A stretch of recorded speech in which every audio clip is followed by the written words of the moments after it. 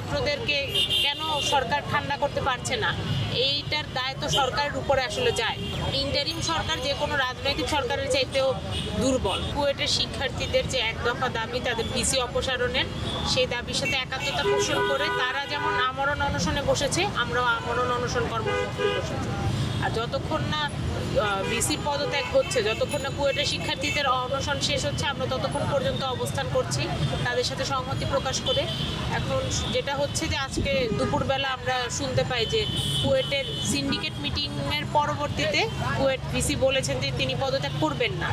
তো এই যে উনি একটা ফ্যাসিস্ট মনোভাব নিয়ে এখন পর্যন্ত ভিসির পদ আঁকড়ে ধরে আছেন, আমরা চাচ্ছি যে এই ফ্যাসিজমের চর্চা যেন আর বাংলায় না হয়।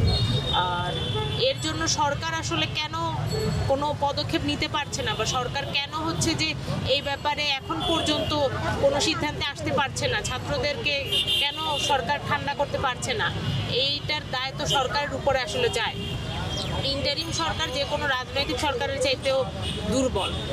ইন্টারিম সরকারের উপর যেহেতু বিভিন্ন রাজনৈতিক মহলের প্রভাব রয়েছে, তাদের চাপ রয়েছে, এই জন্য ইন্টারিম সরকার চাইলেও নিজের মতো করে ফাংশন করতে পারছে না। এই জন্যই সম্ভবত আমাদের কুয়েটের ভিসিকে তারা অপসারণ করতে পারছে না। আপনাদের কাছে কি মনে হয় যে সরকারের আসলে এখানে গাফিলতি আছে কিনা? অবশ্যই সরকারের গাফিলতি রয়েছে। দুজন ছাত্র প্রতিনিধি সরকারে আছেন, তারা এই ব্যাপারে চুপ কেন?